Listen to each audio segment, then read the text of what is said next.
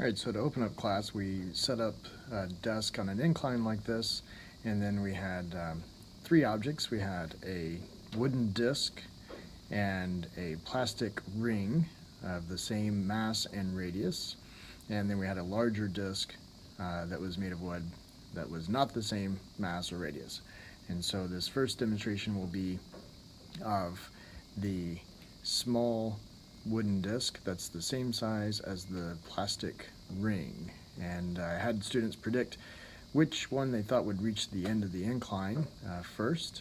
If again they have the same mass and same radius, one of them is a disc, right, which with the material all throughout it, and the other a ring, which means the material is all out the outer edge. So make your prediction now, and then we'll watch the clip.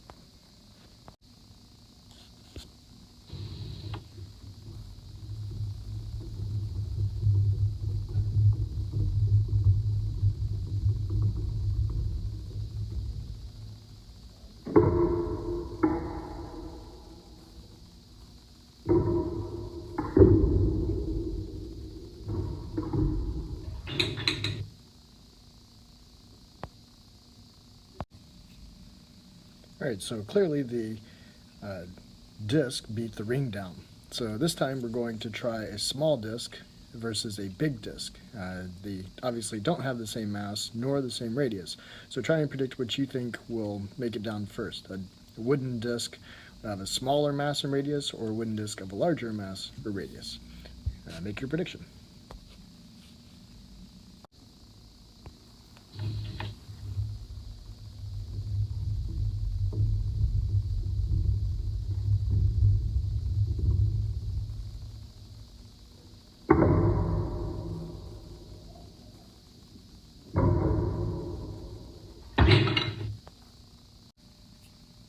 Alright, so maybe a little surprising there, but as you saw, the small disc and the big disc made it down at the same time. And so what we found is that it's not so much the mass or the radius of the object as much as it is the distribution of that mass, or the geometric shape of the object, that determines how fast it will accelerate down the hill. And so one last one, I'm going to give you a freebie here. We're going to do the big wooden disc versus the small, the plastic ring, and of course you can easily predict the result there, so go ahead and do so.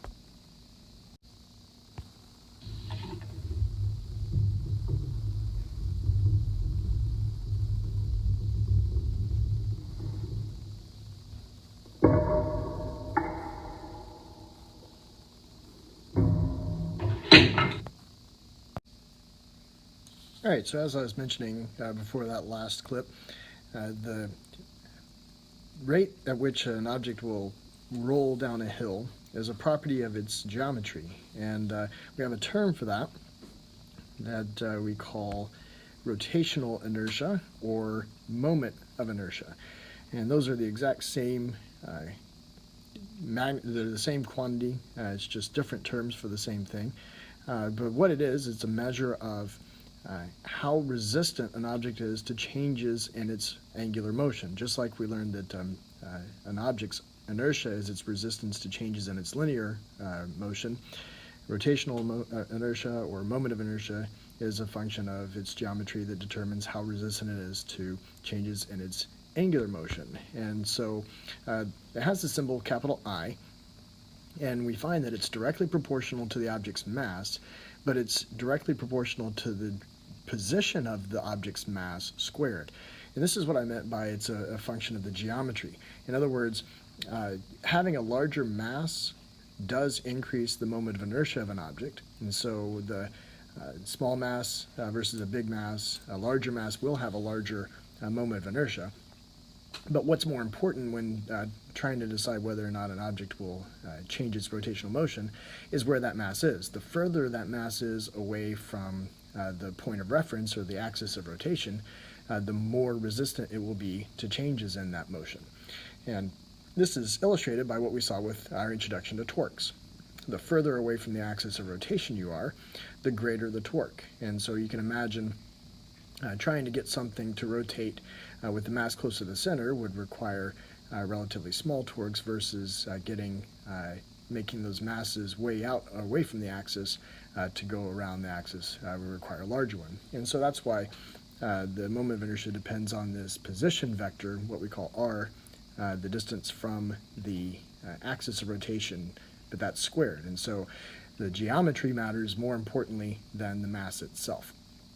And as we have different objects of the same geometric shape, even though the moment of inertia might go up, the resulting torques on that object will also go up, and that'll result in them having the same angular acceleration.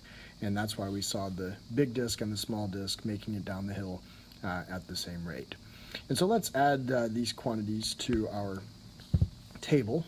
We've been comparing translation quantities versus rotation quantities.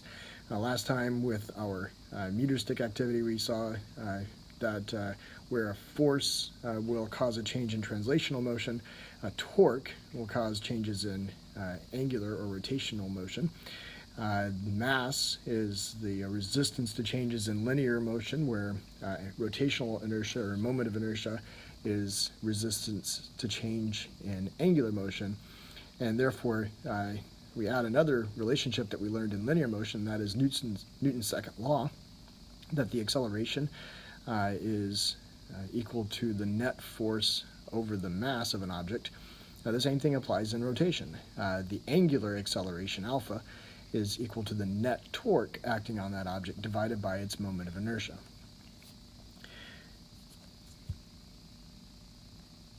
So now, let's look at an object on an incline, like we saw in the example, that is released from rest and allowed to freely rotate down a surface. Now, assuming that there's enough friction on the surface that it will rotate, because if there weren't any friction, it would just slide down, just like in problems that we worked in second quarter. But if there's friction, then that will cause the object to rotate as it goes down, and so therefore it will roll rather than just slide. Well, that's going to require an additional type of motion. Not only will it translate down the incline like our sliding objects did, it will also rotate as it does so.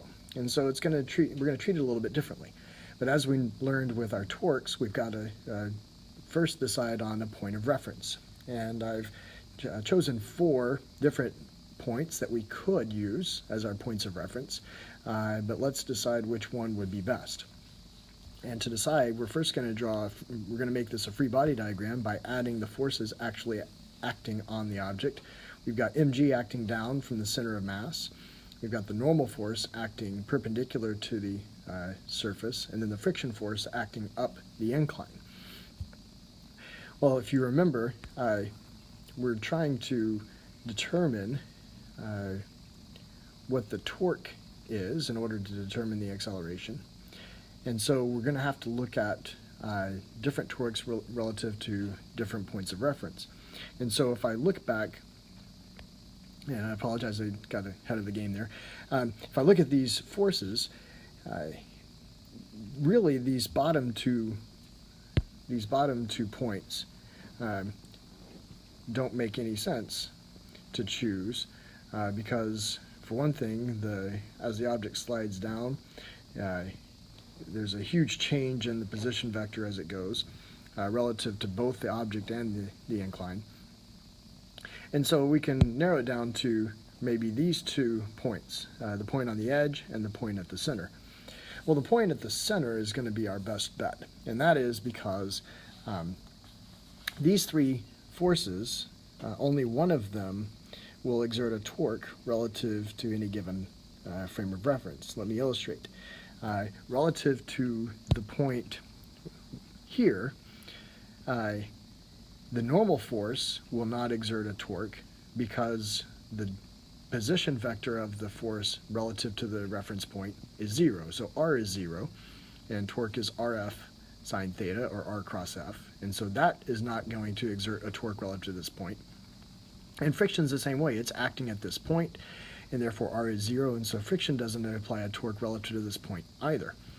mg, however, does apply a torque, but we have 2 problems there. Number 1, we've got an angle that we have to consider in our RF sine theta equation, but then also we are going to have to calculate the moment of inertia relative to this point on the edge of the circle, where it's much simpler to talk about the object rotating around its center, because that's what things do more naturally.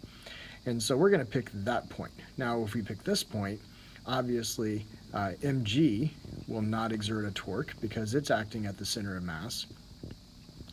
It may not be as clear why normal doesn't exert a torque, but it's because here's your r vector from here to here, from the reference point to where the force is acting, and then look at the direction of the force vector. It's from here to here. So what's the angle between r and f? Well, the angle between r and f is 180. And what sine of 180? 0. And so therefore, normal is not exerting a torque relative to this point either. So that leaves us with just friction. And again, the beauty of picking friction is the r vector is from here to here, which is the radius of the disk. The force is acting up the incline, so the angle between r and f is 90. And so that makes it very simple to determine. And plus, as I mentioned, we already know the moment of inertia of the disk relative to its center of mass, which is anytime we're going to have to give you the moments of inertia, you're not going to be expected to memorize any, but that's a real straightforward one. All right, so now we eliminate those, we look at the angle of incline, and we ask ourselves, what is then the acceleration rate that this disk will undergo down the incline if it's allowed to roll without slipping down the incline? And so what's given is that the disk has a radius of r and a mass of m, and the disks rolling around their principal axis will have a moment of inertia of 1/2 mr squared. Again, that's something that I'll have to just give to you. But then the question is, what is the rate of acceleration? And so what I'm going to do first is I'm going to indicate my axes. You see I've got the positive x direction down the incline, because that's the way it's going to accelerate. The y-axis I'm going to pick up as positive, even though it doesn't matter. And then I've chosen a clockwise, or a direction that will be directed towards the viewer, out of the page, for rotation, because again, that's the direction that the acceleration is going to happen. And so I've defined my coordinate system, I've defined my positive directions, and now I'm going to write an F-net statement. A net torque statement.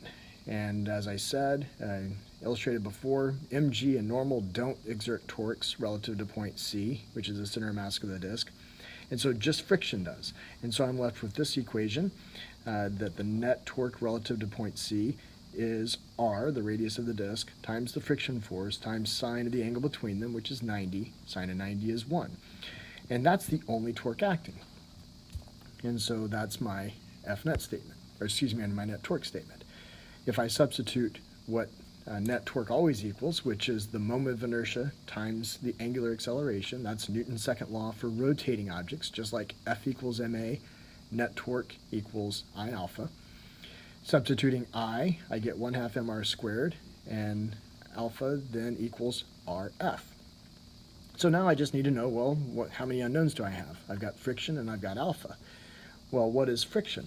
Well, for that, I'm going to turn now and I'm going to look at the F-net statements.